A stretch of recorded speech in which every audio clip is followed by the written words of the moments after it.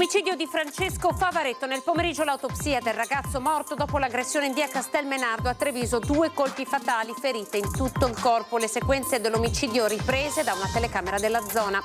Un'altra violenta rissa a Treviso, scontro tra ventenni pakistani davanti alla stazione dei treni. Intanto dal Viminale una circolare ai prefetti di tutta Italia per Capodanno, creare zone rosse, off limits. È in fin di vita all'ospedale di Padova una bambina di poco meno di 1 anno e mezzo di Montebelluna colta da un malore nel letto. L'allarme questa mattina, la piccola è ricoverata con l'elisoccorso. Un agnellino, un cane, un gatto, ma anche alcune galline, animali decapitati e abbandonati in sacchi chiusi lungo il fossato. Orrore e sdegno a Quinto di Treviso. Attacco hacker dei pirati informatici al database di un'azienda che gestisce lo SPID, rubati contatti, mail e numeri di telefono di milioni di utenti in tutta Italia, anche nella Marca. Oltre 3 quintali di botti illegali sequestrati dalla polizia. Nei guai un 32enne li aveva acquistati legalmente su internet, stipati in un capannone di sua proprietà in zona Montello. Da fine febbraio il pedaggio sulla superstrada pedemontana sarà ridotto al 60%. Le nuove tariffe valide solo nei giorni feriali per non più di 25 km e per chi ha il Telepass. Gli sconti sui pedaggi, un'operazione disperata di Zaia per cercare di salvare il salvabile. Durissimo il Partito Democratico regionale sulle nuove tariffe. Papa Francesco accetta la rinuncia al governo pastorale. Il vescovo Corrado Pizziolo lascia per raggiunti i limiti d'età. La diocesi di Vittorio Veneto, che guidava dal 2007, sarà missionario in Brasile, attesa per la nomina del successore.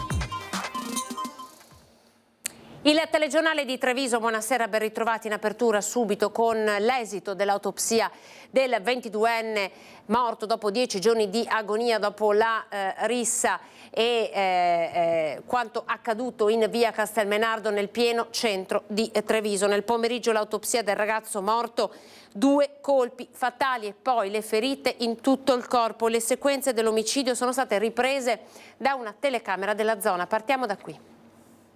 2 ferite, una al costato, una alla gola, entrambe potenzialmente letali, una inferta con il coltello, l'altra con un coccio di bottiglia.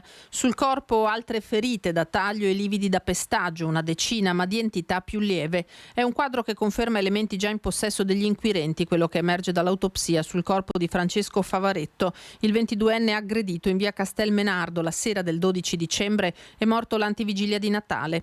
A eseguire l'esame nel pomeriggio l'anatomopatologo Alberto Furlanetto. Se a causare la morte del ragazzo sia stato il colpo al torace o quello alla gola andrà approfondito. Entrambi, tuttavia, anche se inferti singolarmente, potevano essere mortali. Effettuati infine i test tossicologici per appurare se la vittima avesse assunto sostanze. Un'aggressione selvaggia, una lite, questa è l'ipotesi, legata alla droga, all'hashish che Favaretto doveva vendere e il gruppetto acquistare. Chi dovesse fare la prima mossa, consegnare lo stupefacente o il denaro, sarebbe la causa del litigio. I 10 sarebbero arrivati a impossessarsi di telefono e zaino del 22enne. Lui sarebbe andato su tutte le furie, ricevendo la prima bottigliata alla testa da una delle ragazze indagate per concorso in omicidio. Lui le avrebbe a quel punto messo le mani addosso, lei per difesa lo avrebbe nuovamente colpito con le bottiglie di vino comprate poco prima al supermercato. Quindi il tragico epilogo, ripreso nitidamente da una telecamera privata. I 3 arrestati che si accaniscono su di lui. Ade, il 19enne di Ponte di Piave, lo accoltella al torace, mentre Ozuna, il 18enne di Santa Bona, lo prende a calci impedendogli di difendersi. E infine il 15enne tira fuori di tasca un coccio affilato che ha con sé e colpisce alla gola Favaretto, lasciandolo ad agonizzare in un lago di sangue. C'è stata un'ennesima rissa nei pressi della stazione dei treni. Siamo sempre a Treviso. Calci, pugni e sprangate. Poco prima, in una piazza vicina, dei ragazzini si sono invece picchiati con dei bidoni della spazzatura. Uscivo dal garage che è esattamente qui in via Orioli e vedevo una dinamica di contrasto tra più persone che si mettevano esattamente dietro questo muretto e si lanciavano questi cassonetti che rimangono semplicemente qui in strada durante la giornata. È un tafferuglio in corso. Tra chi? Erano dei ragazzi che potevano avere tra i 15 e i 18 anni, la solita fascia d'età che oggi che oggi magari è più in voga per queste scene qui. Il bidone della spazzatura ancora in mano dopo averlo tirato più volte contro un coetaneo. Urla, schiamazzi e l'ostentazione di una violenza gratuita, secondo i testimoni, senza nessun motivo apparente. Protagonisti un gruppetto di 4-5 ragazzini che in piazza Giustinian Recanati nel tardo pomeriggio di domenica hanno cominciato a malmenarsi. Le forze dell'ordine sono stati vigili nell'arco di un quarto d'ora, 20 minuti e li hanno controllati. Io guardavo dalla terrazza di qua dove abito questo controllo che è avvenuto e poi sono andati via. Tracce di sangue ancora a terra invece all'indomani della violenta rissa tra una quindicina di ragazzi, tutti ventenni di origine pakistana, nel vialetto dei Giardinetti tra via Roma e piazzale Duca d'Aosta davanti alla stazione dei treni. Il fatto intorno alle 21. Minacce e urla probabilmente tra gruppi rivali degenerati in calci, pugni, colpi di spranga.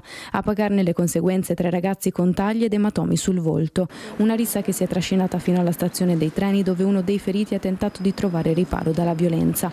Intervenuta una volante della polizia e il suo M118 chiamato da alcuni amici dei ragazzi coinvolti. Sono attualmente 4 i ventenni denunciati per rissa. Esasperazione tra i commercianti della zona e i residenti dopo l'ennesima violenta rissa in centro città. C'è preoccupazione sicuramente perché Treviso è sempre stata anche nelle classifiche di fine anno tra le più sicure in Italia, con riferimento alla sicurezza, e ad oggi al netto delle tabelle rimane in una situazione abbastanza preoccupante. È una zona che ha queste problematiche, nel senso che talvolta insomma ci sono queste bande di ragazzi, di persone insomma, che compiono questi gesti. D'altronde sì, la polizia è informata, fa spesso delle ronde, fa spesso dei passaggi, però ovviamente non è tutto, non si può prevenire tutto. Purtroppo abbiamo alcune viette attorno che sono un po' prese di mira insomma, da gruppi non molto tranquilli di ragazzi. Intanto il ministro dell'Interno Piantedosi ha inviato una direttiva ai prefetti di tutta Italia invitandoli a individuare, come già in atto a Milano tramite ordinanze, delle zone rosse nelle città per vietare la presenza di soggetti pericolosi o con precedenti e poterne disporre così l'allontanamento. I provvedimenti in vista del Capodanno riguarderebbero stazioni ferroviarie e aeroporti, zone della movida, aree urbane e complesse dal punto di vista della sicurezza e piazze di spaccio. E poi c'è il 32enne egiziano che è stato trovato ieri sera in piazza del municipio, siamo a Preganzol, con un coltello all'interno dello zainetto, con una lama di 38 centimetri, di cui 25 appunto, 38 la lunghezza, 25 di lama, nascosti all'interno dello zaino. L'uomo non è stato in grado di fornire spiegazioni plausibili sul motivo per il quale girasse con quell'arma. È stato a quel punto sequestrato il coltello dai militari. Il 32enne è stato denunciato a piede libero per porto di armi o d'oggetti atti ad offendere. È in fin di vita all'ospedale di Padova una bambina di poco meno di 1 anno e mezzo di Montebelluna che è stata colta da un malore questa mattina nel suo lettino. L'allarme, la piccola è stata subito trasportata all'ospedale di Padova.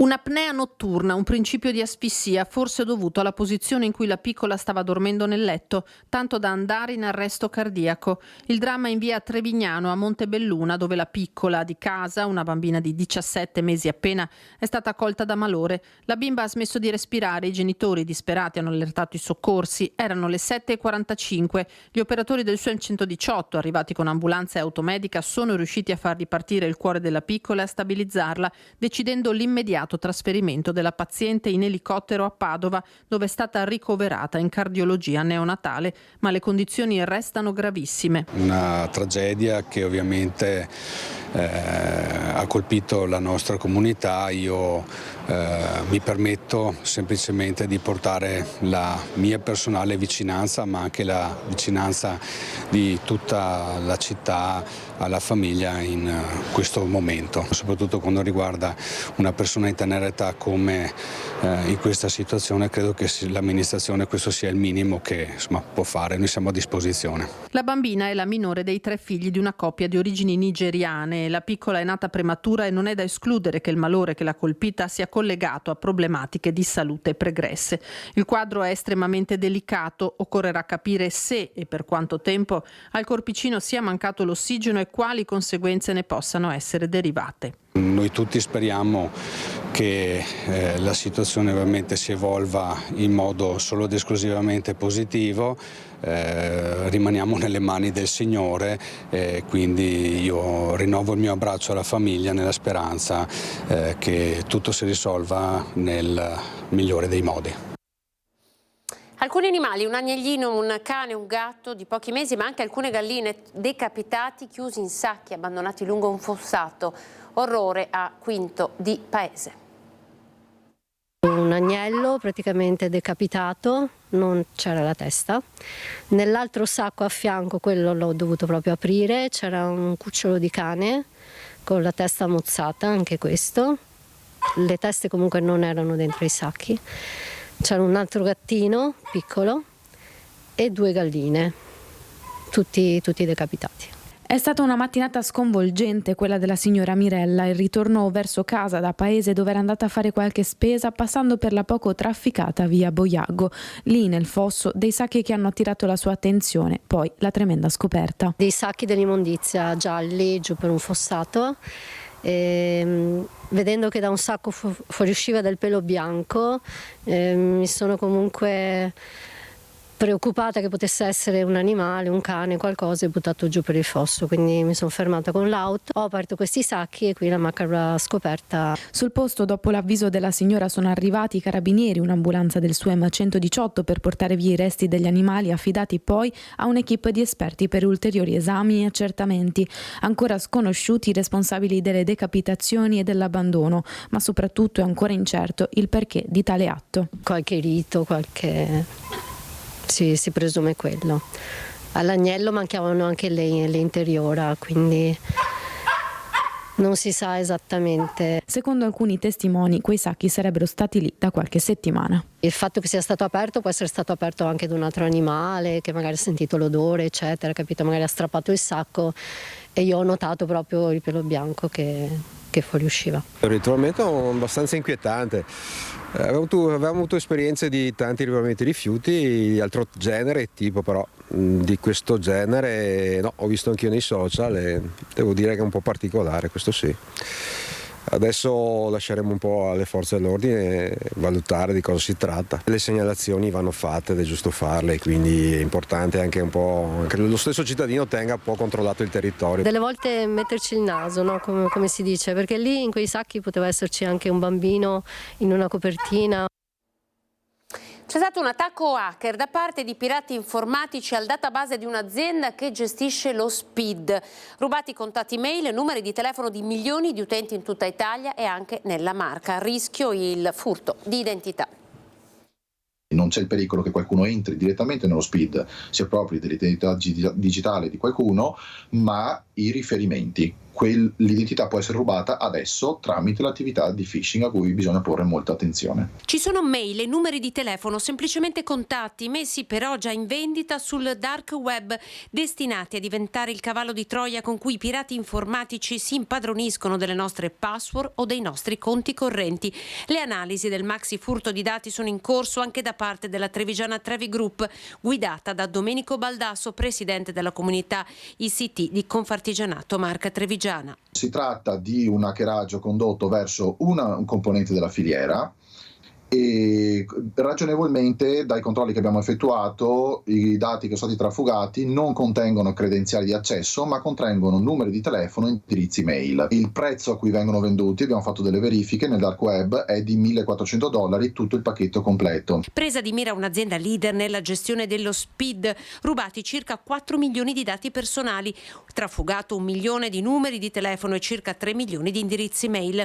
Target dei futuri attacchi di phishing, una truffa diffusa che induce l'utente a cliccare su un link pericoloso. Potrebbe arrivare un messaggio dove compare InfoCert piuttosto che un'agenzia di altra agenzia governativa e via dicendo nel cellulare, chiedendo per esempio di fare gli accessi nuovi perché appunto è stata data breach e quindi abbiamo bisogno di avere un cambio password. La cosa importante sarà porre la massima attenzione nelle prossime settimane, nei prossimi mesi nel ricevere messaggi o mail provenienti appunto da questo canale piuttosto che da altre pubbliche amministrazioni.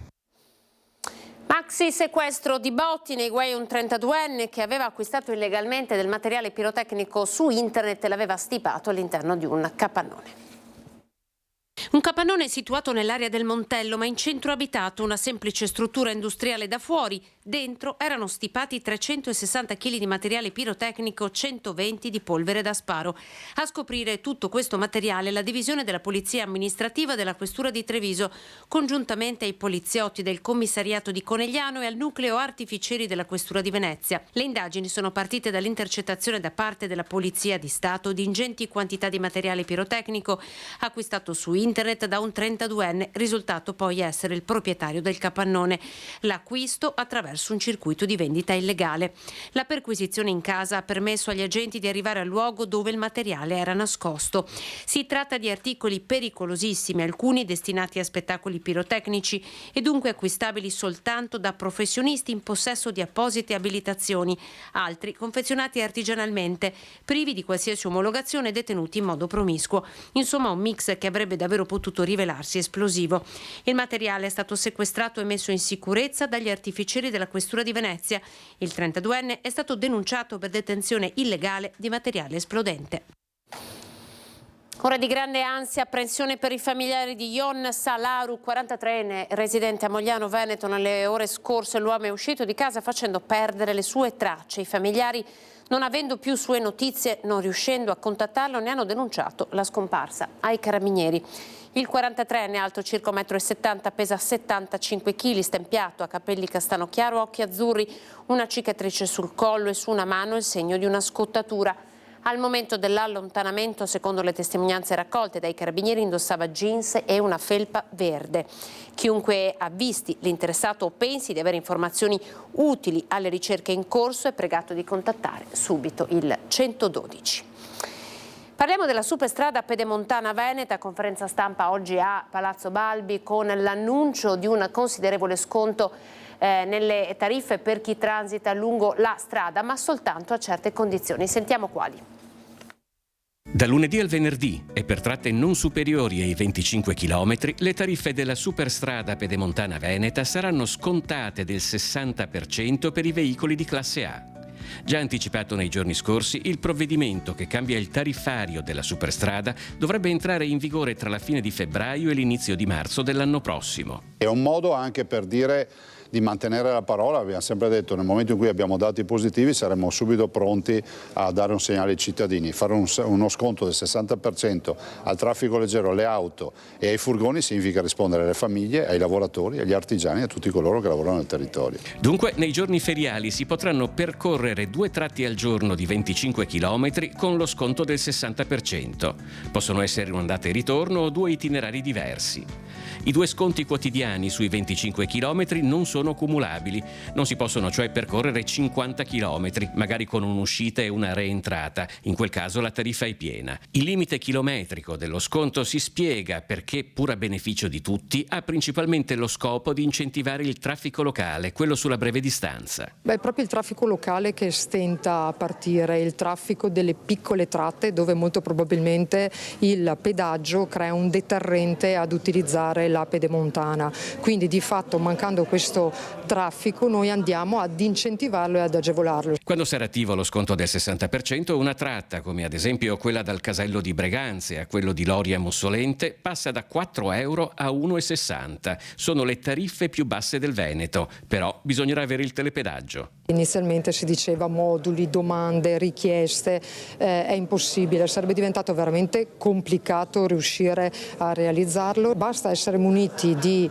un telepedaggio che può essere Unipol piuttosto che Telepass o qualsiasi altro telepedaggio e si può usufruire dello sconto. I mancati introiti provocati dagli sconti non dovrebbero avere contraccolpi sulle casse della regione perché il traffico medio sulla pedemontana veneta sta rapidamente raggiungendo i volumi previsti. Non abbiamo calcolato, però insomma abbiamo margini per affrontare questo tema, visto e considerato l'incremento del traffico che è importante e che si avvicina alle previsioni, soprattutto quello pesante ha superato le previsioni. Gli sconti sulle tariffe, un'operazione disperata di Zaia per cercare di salvare il salvabile, così il Partito Democratico del Veneto. Lo sconto sul pedaggio per aumentare il traffico lungo la pedemontana parte lancia in resta Vanessa Camani, capogruppo in regione del Partito Democratico, che attacca il governatore Zaia senza troppi giri di parole. Non può presentare un'operazione del genere senza dire quanto impatterà sul bilancio della regione, come pagheremo il buco enorme, la voragine che già la pedemontana sta determinando nei conti pubblici della nostra regione. Parliamo di 150 milioni in 3 anni. 3. Quali e quanti altri servizi ancora dovremo tagliare per pagare i debiti della pedemontana? Io non sono pessimista come ama semplificare il presidente Zaia, voglio sapere esattamente la verità, e la verità Zaia non ce la vuole dire, e io credo che sia una dimostrazione di debolezza ma anche di brutta politica. Un obiettivo potrebbe essere raggiunto, l'aumento del numero di veicoli, ma questo non risanerà il pesante buco di bilancio della pedemontana, conclude Vanessa Camani. Quanto aumenteranno i ricavi non è dato sapere, visto che c'è lo sconto che incide comunque sulle entrate, perché ricordiamo che la strada pedemontana veneta, per come è stata impostata da Luca Zaia, funziona così. Il gestore si becca una cifra fissa di 160 erotti milioni ogni anno, mentre se si guadagna, se si va in perdita, è tutto un rischio di cui si è fatta carico la regione del Veneto. Cioè Luca Zaia ha esposto il bilancio di un ente pubblico al rischio di impresa. Nel momento in cui scarichi il rischio di impresa sul bilancio della regione, io pretendo che tu mi sappia dire quanto mi costa. Lo pretendo. Ancora in tema di autostrade, con una lettera inviata nei giorni scorsi al Ministero delle Infrastrutture e dei Trasporti, la società Autostrade Alto Adriatico, nonostante abbia previsto la realizzazione di investimenti per decine di milioni di euro nel 2025, ha ribadito la volontà di non richiedere per il prossimo anno alcun incremento tariffario nei pedaggi sulla propria rete di competenza, neanche per la componente riguardante l'inflazione programmata pari a 1,8%. Si tratta di una posizione, ha detto il Presidente, l'Avvocato Marco Monaco, già assunta in sede di proposta di aggiornamento del piano economico-finanziario approvato dal Consiglio di amministrazione. E sempre in tema di strade, parliamo ora di trasporti con il bus a chiamata che arriverà a partire dal 7 di gennaio, servizio anche a Vittorio Veneto. Al via dal 7 gennaio il servizio di bus a chiamata Mom Plus nel comune di Vittorio Veneto, terzo in ordine di tempo dopo Villorba e Treviso, che permetterà di andare incontro alle esigenze di mobilità sostenibile di ogni singolo utente, consentendo anche l'ottimizzazione dell'utilizzo dei mezzi pubblici, con un risparmio in termini di emissioni ed impatto veicolare sul traffico cittadino. Un servizio innovativo, noi stiamo cercando di svilupparlo non solo a Vittorio Veneto ma anche in altre parti della provincia di Treviso. Partiremo a Treviso, partiremo a Castelfranco, partiremo a Montebelluna, a Conegliano, quindi è il futuro del trasporto pubblico, quindi noi ci crediamo e speriamo che la gente usi questa tipologia di servizio. Un'importante innovazione per la nostra città che vedrà il centro storico servito dal servizio pubblico locale e con questo nuovo servizio a chiamata. Oltre al centro storico di Serravalle vedremo anche serviti le aree sportive, quindi appunto piscine e palazzetto. Sarà un servizio volto a raccogliere le esigenze di lavoratori e di chi vuole raggiungere coi mezzi diversi luoghi della città, comprese le frazioni. Le fermate sono infatti 188 e si estenderanno da Forcalla a Scomigo, toccando Longhere, Serravalle, Anzano, Meschio, Ceneda, San Giacomo e Carpesica. Per prenotare il trasporto sarà sufficiente scaricare l'app Mom Plus, inserire il proprio numero di telefono e selezionare la fermata di partenza e di arrivo. Salutiamo con molta soddisfazione questo nuovo servizio messo in atto da Mom, il servizio di autobus a chiamata. È un servizio sperimentale che durerà un anno e speriamo che ci siano degli ottimi risultati. Il 2024 si chiude con un bilancio turistico positivo. Saliamo sulle colline del Prosecco di Conegliano e Valdobbiadene. La destinazione UNESCO registra un incremento del 26,4% negli arrivi rispetto al 2019, anno dell'iscrizione del sito, e vede crescere il turismo internazionale che rappresenta il 60% del totale. Lo rileva l'Associazione di tutela dell'area UNESCO. I dati provvisori dei primi 10 mesi del 2024 confermano un anno straordinario per il nostro territorio, che continua ad essere la destinazione che in Veneto cresce di più in percentuale. Così ha detto la Presidente Marina Montedoro. Abbiamo registrato un incremento del 26,4% degli arrivi rispetto al 2019 e dell'8,6% rispetto al 2023, con una presenza di turisti stranieri del 60% sul totale. Questi numeri testimoniano, dice Montedoro, non solo la capacità attrattiva delle nostre colline, ma anche l'efficacia delle strategie messe in campo per valorizzare le eccellenze locali e stimolare un turismo sostenibile, compatibile con le esigenze del territorio, patrimonio dell'umanità. Addio alla decana della Marca, si chiamava Mary Conselvan, vedova a Barina, 109 anni compiuti 2 settimane fa, il 15 dicembre, alla residenza per anziani Casa Amica di Fregona, di cui era ospite. Mary si è spenta serenamente, attorniata dai suoi cari, le figlie Maria Rosa e Iris, i generi Leonardo e Silvano, i nipoti e i pronipoti. Alla festa di compleanno era apparsa in forze, aveva brindato, ecco le immagini, mangiato la torta, un'ultima festa per la più longeva della provincia. I funerali saranno celebrati giovedì pomeriggio alle 14:30 nella chiesetta della casa di riposo. Mary riposerà nel cimitero di Ceneda. Andiamo avanti con Papa Francesco, che ha accettato la rinuncia al governo pastorale. Il vescovo Corrado Pizziolo lascia per raggiunti i limiti di età la diocesi di Vittorio Veneto. Per lui ora c'è il Brasile. Non si era detto che Don Paolo doveva essere accompagnato da un altro presbitero. Chi è che va insieme con lui in Brasile? Ovviamente mi ero già preparato una risposta, ma non ce n'è stato bisogno. Ad ogni modo l'impegno c'era e doveva essere mantenuto. Ogni promessa è un debito, mi hanno insegnato ancora da piccolo. Non mancavano certo le candidature. Il suo viaggio come pastore di Dio continuerà in Brasile, presso la diocesi di Livramento de Nossa Signora, come missionario al servizio delle comunità bisognose, al fianco di Don Paolo Salatin, inviato già lo scorso novembre come prete Fidei Donum.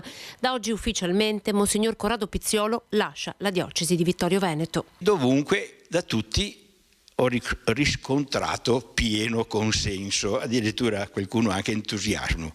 Un'ipotesi che ha preso forma nel tempo, divenuta concreta negli ultimi giorni ed oggi reale nell'annuncio di Monsignor Pizziolo, che fino a fine gennaio diventa amministratore apostolico, reggerà la diocesi fino all'arrivo del suo successore, che ancora non è stato nominato. Il saluto alla sua comunità già fissato per domenica 19 con una celebrazione in cattedrale alle ore 15. Dal momento che il vescovo emerito fa ancora parte del presbiterio diocesano, se non altro perché l'economato deve pagarlo, è così. Questa scelta mi consente di continuare ad offrire un servizio alla nostra Chiesa. Legge Monsignor Pizziolo la lettera di dimissioni inviata lo scorso settembre a Papa Francesco, che ha accettato la rinuncia al governo pastorale della diocesi una volta compiuto il limite di età dei 75 anni. L'annuncio davanti ai suoi con la stessa semplicità e ironia che l'hanno sempre contraddistinto. Originario di Scandolara, Zero Branco, Pizziolo completa la sua formazione al seminario vescovile di Treviso. Per 17 anni guida la diocesi di Vittorio Veneto. A lui l'onore di presidiare il rito liturgico dell'apertura solenne del Giubileo 2025 in cattedrale. Non ne potevo più dei miei confratelli di Treviso, che ogni volta che mi incontravano, allora dove sei che te vai? Vieni a Treviso, stai tu là. Andiamo in pubblicità, tra pochi secondi ancora, con tutte le notizie che arrivano da Belluno e provincia.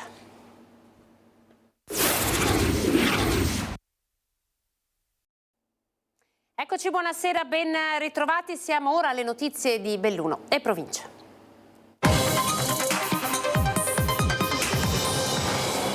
Per la prima volta le assunzioni superano le cessazioni, più 47 collaboratori tra medici, infermieri ed altro personale. Questo è uno dei dati emersi nel corso del bilancio dell'anno 2024 da parte dell'ULSS 1. Dolomiti. Abbiamo visto un aumento dell'attività ospedaliera, un più 5% di ricoveri, un più 5% degli accessi in pronto soccorso, un aumento della specialistica con una riduzione notevole in tema di liste di attesa. Segno più non solo sulla contabilità delle attività ma anche sul numero di professionisti, medici e infermieri che sono entrati in azienda sanitaria rispetto a quelli che nel 2024 per trasferimenti o pensionamenti se ne sono andati. Segno più anche sugli accessi in pronto soccorso, sono 106.800 le persone seguite dall'azienda sanitaria bellunese nel 2024. Si chiude con soddisfazione l'anno per l'azienda, forte di 25 milioni di investimento in servizi per il paziente. 25 milioni di investimenti in edilizia, in tecnologie, in informatica, in arredi altrettanto importanti. Abbiamo sviluppato al meglio quella che è la rete dell'urgenza e dell'emergenza, è in atto la sperimentazione del secondo elicottero anche nella stagione invernale. Abbiamo sviluppato quel progetto di cure di prossimità, cioè di portare le cure il più vicino possibile alla casa delle persone. Dalla telemedicina in casa di riposo al progetto della farmacia dei servizi fino all'infermiere di comunità. Lo sguardo ora è per il 2025 con le Olimpiadi Milano-Cortina, un bacino di utenza che si amplia incredibilmente di fronte al quale l'azienda deve farsi trovare preparata. Si apre un 2025 altrettanto importante, è l'anno preolimpico, è l'anno che servirà all'Ursulo Dolomiti per testare quelle attività sanitarie proprio in relazione all'evento olimpico. Parlo appunto di rete di urgenza ed emergenza ancora una volta, parlo di cure sanitarie per chi viene a visitare a vedere le Olimpiadi, per chi ci lavora all'interno del sistema olimpico, e dobbiamo essere assolutamente all'altezza e ci stiamo preparando in questo senso. Una volta per molti giovani era una grande passione, ora suscita spesso disinteresse. Stiamo parlando della politica. Solo un giovane su 3 ha fiducia nelle decisioni politiche. Destra o sinistra non fa differenza, la democrazia è messa in discussione e pensare al ricambio della generazione che governa preoccupa. In Alpago, coinvolgendo gli studenti delle medie, si è cercato di invertire il trend. In occasione della recente inaugurazione del distretto sanitario, il taglio del nastro, per esempio, è stato affidato al sindaco dei ragazzi. Abbiamo la fascia tricolore classica, che è quella del sindaco, ma abbiamo anche la fascia tricolore del sindaco dei ragazzi del comune di Alpago, che è stato il cui consiglio è stato istituito 2 anni e mezzo fa, quando sono stato eletto sindaco, ed è una cosa importante perché dà una prospettiva di sviluppo, dà l'immagine anche che il comune di Alpago investe sui giovani, dà la possibilità ai giovani di avvicinarsi alla vita amministrativa e con questo anche vogliamo realizzare un piccolo vivaio dal quale dopo attingere il futuro. I dati statistici dicono che le uniche forme di partecipazione politica che riescono a raccogliere consenso tra i giovani sono le petizioni online, 41%, e le raccolte di firme per il referendum, 31%. Non c'è proprio voglia invece di partecipazione politica attiva. Solo il 6% è interessato alle riunioni di partito e il 9% a quelle sindacali. Contrariamente a quanto si potrebbe credere, sarebbe limitata anche la partecipazione alle manifestazioni per l'ambiente, 17%, o contro la guerra, 11%. Ecco perché iniziative come questa diventano particolarmente preziose. Il Consiglio Comunale dei Giovani Ragazzi è rivolto principalmente ai ragazzi che frequentano la prima media e la seconda media e ha l'obiettivo appunto di coinvolgere in tutte le attività amministrative, specialmente quelle che riguardano le politiche giovanili, i nostri ragazzi, e quindi partecipano ai consigli che sono di loro interesse, partecipano a eventi importanti per noi e danno consigli, danno supporto, aiutano anche il consiglio comunale, il sindaco e gli assessori a fare meglio il proprio lavoro, magari andando a proporre qualche nuova idea. In chiusura vi ricordiamo la rubrica dedicata ai vostri presepi, mandateci dei video utilizzando il cellulare in orizzontale, video di una durata di almeno una ventina di secondi, inviateli al numero che vedete in questo momento apparire sullo schermo. Come sempre racconteremo attraverso le vostre immagini le natività che avete allestito nelle vostre case. Chiudiamo con le creazioni di Adriana Della Zanna, siamo a Distrana, Alberto Toffoletto di Vascondi Carbonera, Alessandra di Colfrancui, Alessio e Arianna Frassona di Preganziol, Francesco e Nicola di Castelfranco. Grazie per essere stati in nostra compagnia, vi lasciamo con queste immagini. Arrivederci. This is Christmas.